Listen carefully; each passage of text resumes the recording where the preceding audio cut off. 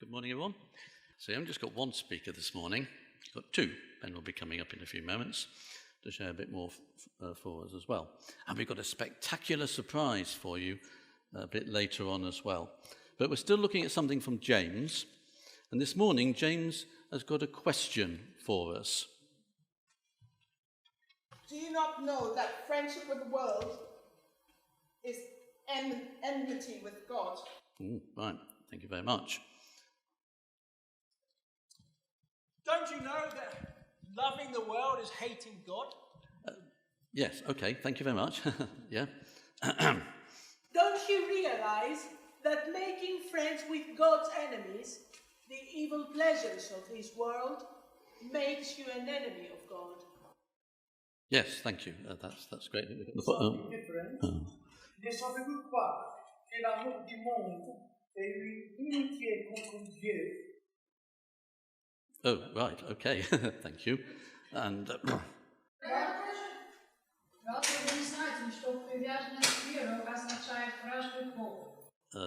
right, yeah, okay, jolly good. Thank you.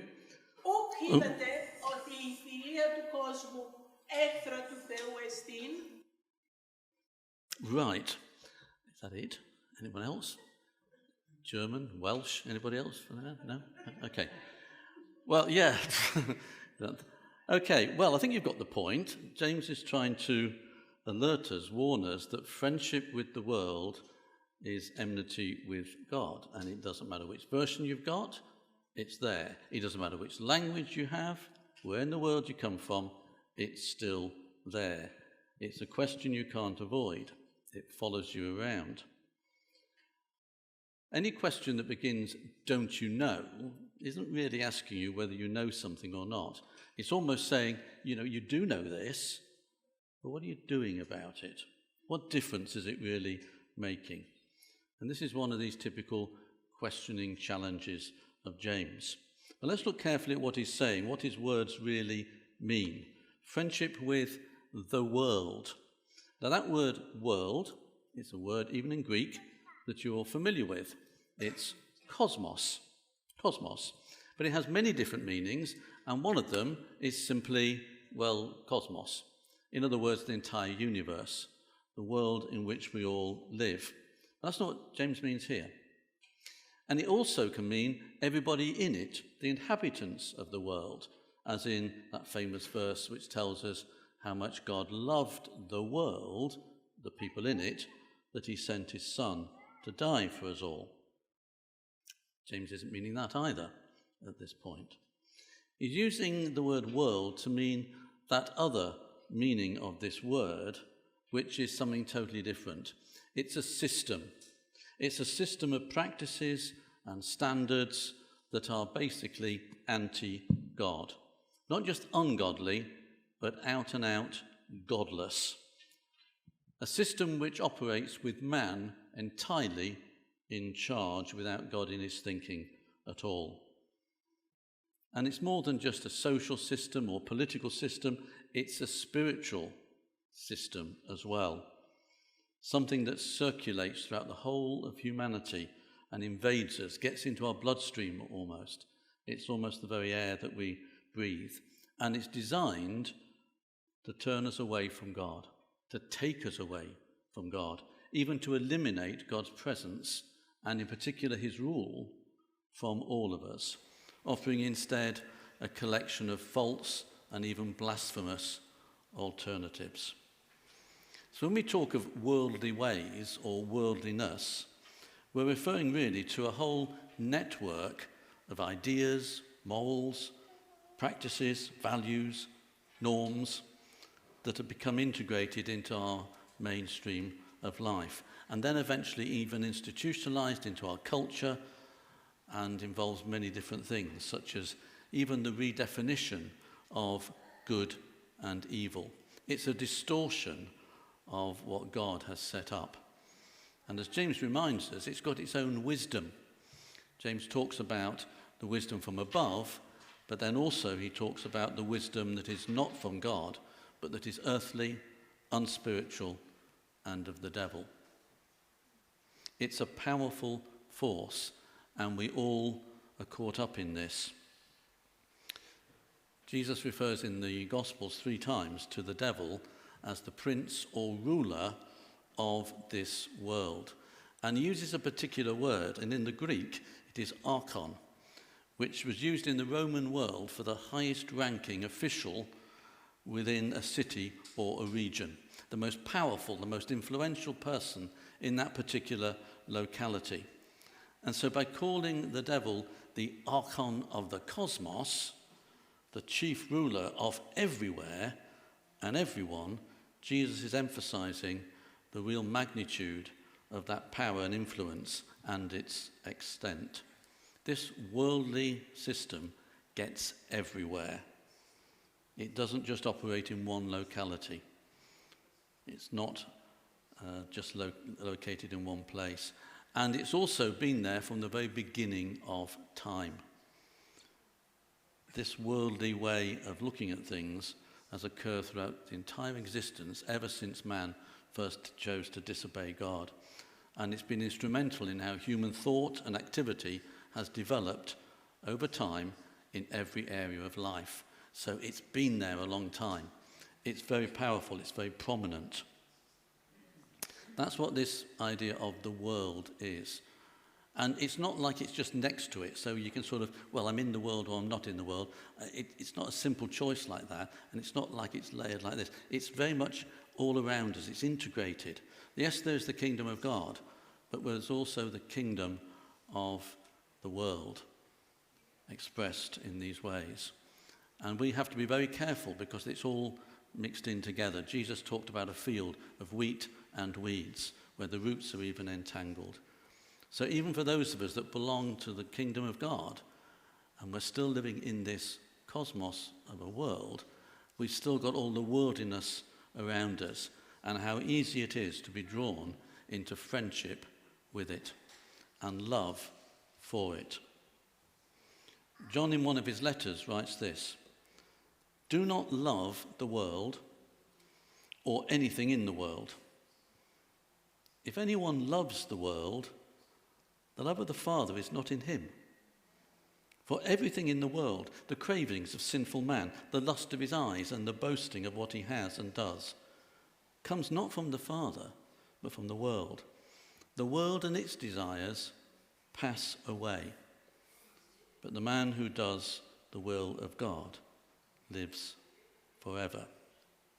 So that's what this world is like that we have to try and avoid. So where is your love? Where is your friendship? So let's have some thoughts now on what friendship is actually like. And Ben is going to come and share on that particular word, friendship. Ben isn't a spectacular surprise, by the way. That's still to come. Unless he's got something I don't know about, but we'll see. Is that too loud? You adulteresses, do you not know that friendship with the world is hostility towards God? Therefore, whoever wishes to be a friend of the world makes himself an enemy of God. James is talking about friendship, but by calling his readers adulteresses, mild-mannered James is placing this friendship within the context of marriage. And our relationship with God is often framed as a marriage in the Bible. Israel is the bride of God. Isaiah 54, "For your maker is your husband, the Lord Almighty is his name." Jeremiah 2, "This is what the Lord says, I remember the devotion of your youth, how as a bride you loved me." As is the church likened to the bride of Christ. Paul says of the church in Corinth, "I promised you to one husband, to Christ, so that I might present you as a pure virgin to him." And John the Baptist also calls Christ the bridegroom. So marriage is important to God. It is the human bond that most closely resembles what he expects from his people. The commitment, the devotion, intimacy, faithfulness. And marriage is a contractual relationship, a covenant, which naturally places limits on what kind of behavior is acceptable within that relationship. But it is also enabling because it is about love. What is the nature of this friendship then that James speaks about? Well, the word in Greek is philia, and that means brotherly love. If I was looking for love here, I would expect the word eros, which is the passionate seeking to satisfy the flesh. But it is not. It is philia. And this is a deep, reciprocal, mutually supportive affection. It is familial, brotherly, based upon some kind of shared interest. Philia. I remember when I was a kid, I used to get home from school, get on my bike, ride over to my friend's house, knock on his door, and his mum would answer, and I'd say, "Hi, is Matty playing?" This is kind of a Norfolk accent. Playing out, by the way, if you're not familiar, is probably just biking around. We'd do that until tea time. Go home, come back out again after tea. Do the same thing again. Matty would say to his mum, "I'm just going out for 5 minutes," and then he'd be back 3 hours later. And then sometimes, even after that, I would call him on the landline. "Hi, is Matty there?" And we'd talk for longer. So there was this deep need to be in contact.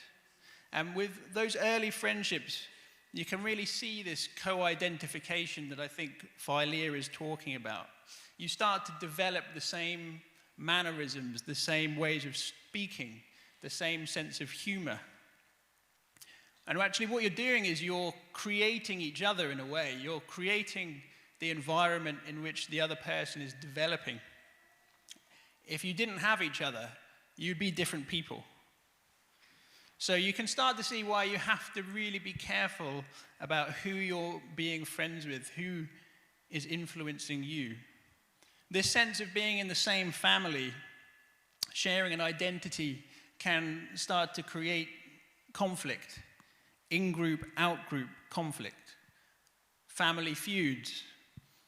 If anyone's seen The Godfather, there's the 5 families who are trying to resolve conflict. Today, we have the culture wars. Are we friends because we're both cold-blooded Tories? Are you my enemy because you're a tofu-eating wokarati? If anyone's seen that in the news.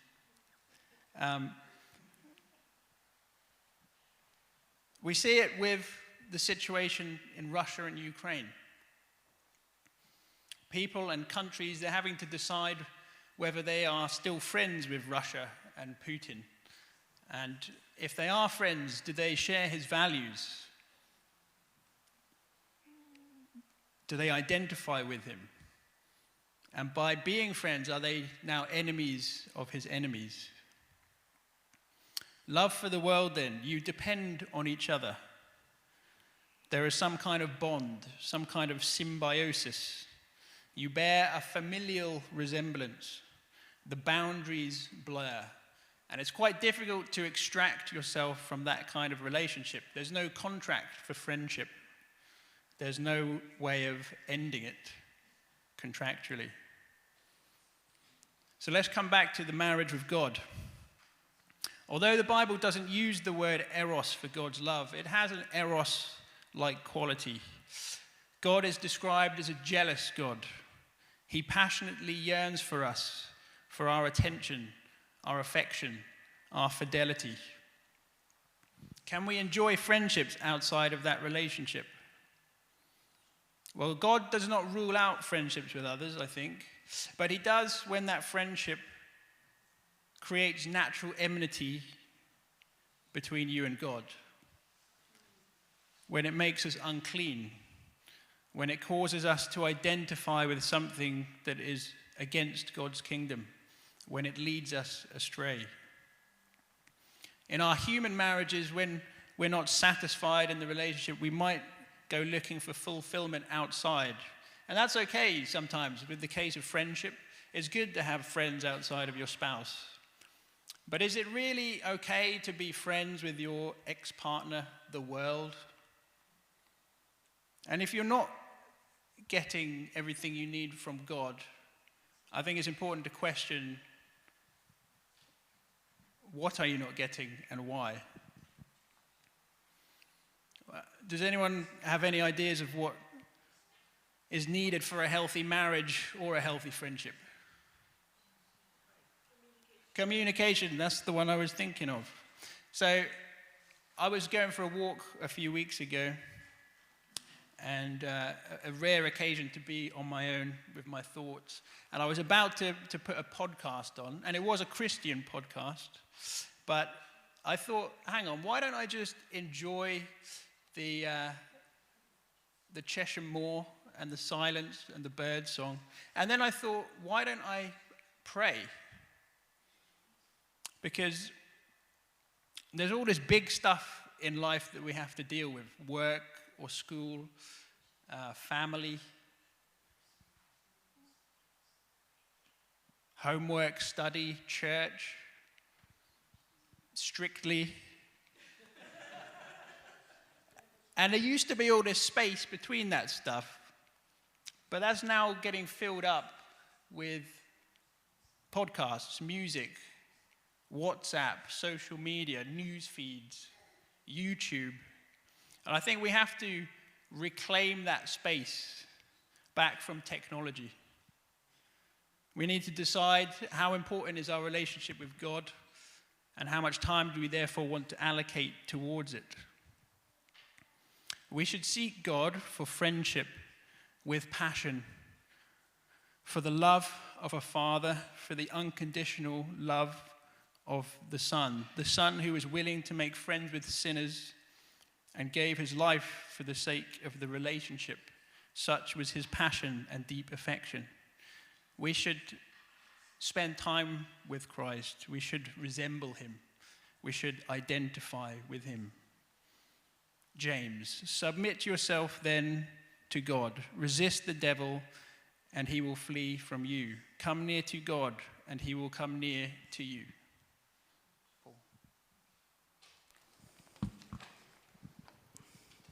Thank you very much, Ben. That was very powerful to understand something more about what friendship is like. Where is your friendship? Who are you mostly friends with? Now, Israel had this problem as well. They were always tempted to be friendly with the world around them rather than sticking to their covenant agreement with their God. And on one occasion, this conflict was brought to a head on Mount Carmel when Elijah challenged Israel and the prophets of Baal representing the false god who offered them all sorts of wonderful things if only they would worship him. And you can read about this in 1 Kings chapter 18, but we've got something much more exciting for you, because our house group has been putting together a full dramatic presentation of this astounding event. So here for you... Really?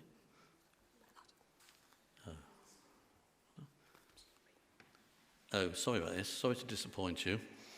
It's off. We're not able to bring you this full dramatic representation today. Apparently we didn't have enough rehearsal time. And the Bulls have gone on strike. They read the script and didn't like what happened to them, so they've run away. And apparently there's been health and safety issues as well.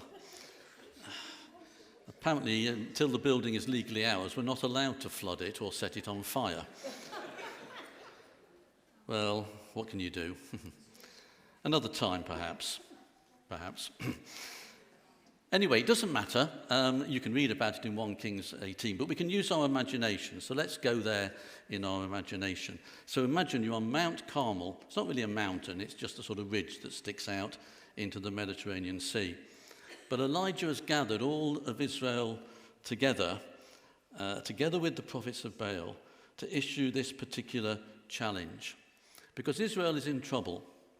It's been suffering from a very severe bout of climate change for about 3 years, namely drought. And this climate change hasn't been anything to do with fossil fuels or greenhouse gases or anything like that, but good old-fashioned sin and rebellion against God. Or in other words, friendship with another God. with the god of Baal. And basically, they can't make up their minds. They really don't know what they're doing. They've been drawn away into this false worship, into trying to get something from what the world offers, and without referring to God. And so what Elijah actually says to them is this: how long will you waver between two opinions? If Yahweh is God, follow him. If Baal is God, well, follow him. But you've got to make up your mind. And he puts it really like this: this wavering between two opinions is like you're limping along. It's a bit like having one foot on the road, one foot on the pavement. You're at different levels and you can't really walk carefully. It's a bit like if I tried to put one foot on here and one foot on there, and I'm not going to do it because of health and safety reasons, you understand. In this case, my health and safety. But you get the idea. What would happen to me if I tried to walk along all the time a bit like this? I wouldn't get anywhere. I wouldn't be able to enjoy life. And that's what it's like, really, if you try and walk two paths at the same time. Two ways. The way of the world and the way, the truth, and the life of Jesus. Well, as I say, in the absence of our full dramatic representation, you'll have to read the rest of it yourself.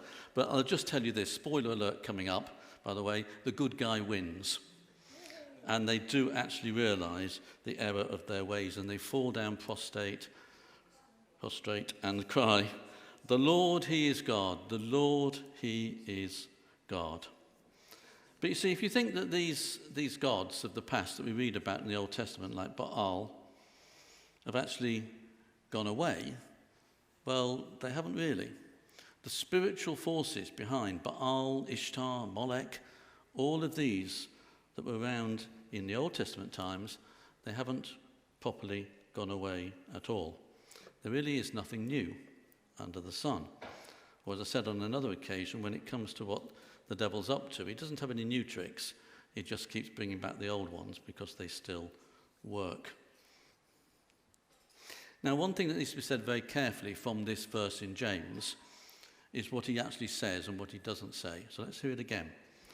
Being a friend of the world makes you an enemy of God. Doesn't say being a friend of the world makes God your enemy. Do you understand the difference? God does not become your enemy. This enmity is one way. If we turn our back on God, he doesn't turn away from us. There may be consequences, there may be discipline and so on. But it's like this. If friendship is like two people, face to face, being close, like Ben was describing, in marriage or whatever, and one person turns away and goes further away, what kind of friendship is that? But God is still looking in that direction. He's still looking for you. He doesn't turn his back. He doesn't turn away. Your friendship with the world, your attraction over there, can distance you from God, but it doesn't make God himself your enemy. I don't find anywhere in the Bible where it says God becomes our enemy. Isn't that extraordinary? You think it might be, but no. Even after the fall, he didn't become the enemy of mankind. Straight away, he started to redeem and to win us back. You see, we've all been enemies of God at some point because of the fall, because of this worldliness into which we're all born. As I say, it didn't start last week. It's been around forever in the world's history. And God has been aware of that. And he never turns away. There's lots of scriptures that show he doesn't turn away. The prodigal son is a very good example. But you can't be a friend of God at a distance, or if you're not facing him, or as you said earlier, communicating, spending time, and so on. But I say the good news is that God never becomes our enemy. In Romans 5, Paul writes, "While we were still sinners, Christ died for us." And he says, when we were God's enemies, we were reconciled, that's made friends again, to him through the death of his Son. He writes elsewhere as well, once you were alienated from God and enemies in your minds because of your evil behavior, but now he has reconciled you through Christ's physical body, through death. That's why James, in the second part of that verse, after the question, says, anyone who chooses to be a friend of the world becomes or makes himself an enemy of God. But there's always the chance to turn back. There's always the cross. There's always that reconciliation. There's always those outstretched arms, the come back, the come home. But there's one final point to make, and this is why being a friend of the world is so serious. So serious that, in fact, at one point, Jesus says that if you seek to gain the whole world, you might end up losing your own soul. See, the world is going to be judged. That system, and so on, is something that has one day to be judged. In fact, when Jesus was here, he said, now is the time for judgment on this world. And he particularly said, in regard to judgment of the prince of this world, who stands condemned. So from the very moment of Jesus being here, and the cross in particular, judgment has come upon this world. It will come later in many different forms. But even from this time onwards, this world and its anti-God system is already under judgment. And I don't know about you, but I don't want to play around with anything that is going to be judged like that.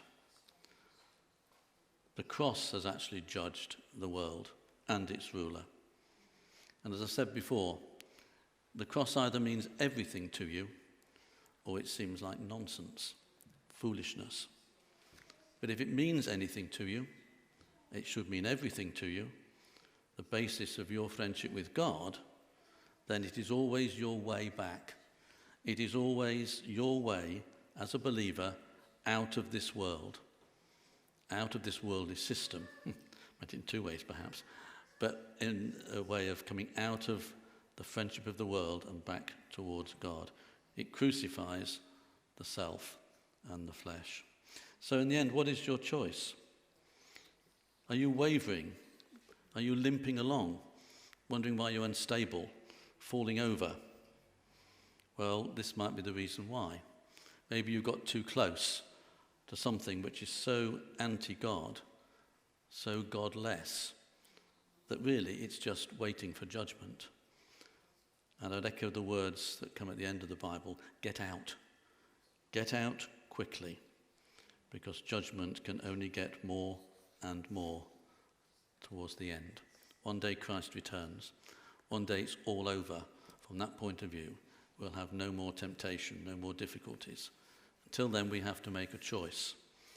We have to stop limping along between two and decide if Yahweh is God and if Jesus is Lord, you follow him.